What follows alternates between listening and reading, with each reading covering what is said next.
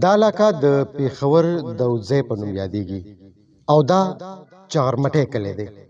په دې چغرمټی کلي کې د صحابي رسول حضرت سنان بن سلمہ رضی الله تعالی عنه مزار مبارک موجود دی.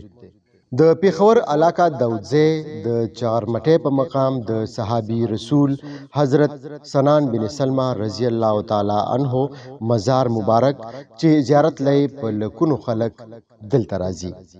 حضرت سنان بن سلمہ رضی الله تعالی عنه یو جلیل القدر صحابي رسول صلی الله علیه و آله وسلم سره یو ډیر لوی عالم فاضل او د اسلامی لشکر یو تکړه جرنیل سپهسالار هم و.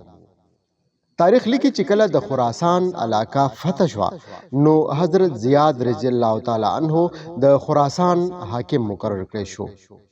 دا دور د حضرت عثمان غنی رضی الله تعالی عنه د خلافت دور و.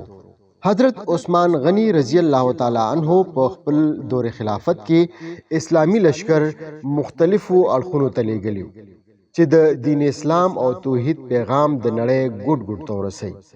په دغه سرخیل سپهسالار او تکړه جرنیلانو کې یو مرد مجاهد جرنیل عبدالله بن سوار هم و چې په قلات کې د خپلو مجاهدینو ملګرو سره د اسلام د سرلوړۍ په خاطر شهید شوی و.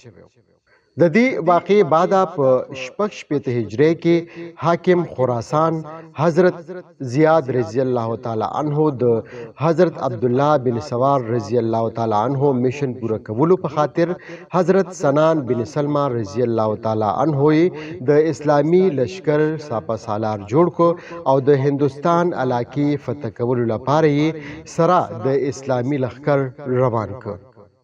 حضرت سنان بن سلمہ رضی الله تعالی عنه د ټول ناول بلوچستان مکران علاقه او بیا څه وخت پس قلات او کوټه علاقه فتح کولو بعد دغلطه یو مضبوط اسلامی ریاست بنیاد کې خستو.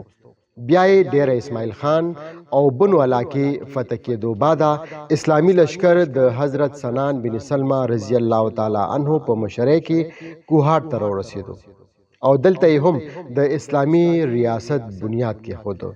بیا دغه اسلامی لشکر وادي پېښور ته داخل شو او د پېښور د فتح کېدو بعد د حضرت سنان بن سلمہ رضی الله تعالی عنه په سرپرستی کې اسلامی لشکر دوزو علاقې ته داخل شو. دلته د چغرمټی په مقام د کفارو سره خونریز جنگ شو. دلته هم اسلام بری بیا موندو. خو په دې خونریز جنگ کې حضرت سنان بن سلمہ رضی الله تعالی عنه په خپل او په غټ تعداد سره مجاهدین دلته شهیدان شو. دغه ټول شهیدان بیا دلته خاورو ته وسپارل شو او اوس دا مزار د اصحاب بابا په نوم ډیر غټ شهرت لري او د دین اسلام عقیدتمن او مینه لرونکي د دې زیارت کولو لپاره ډیر په ګڼ تعداد سره دلته راځي.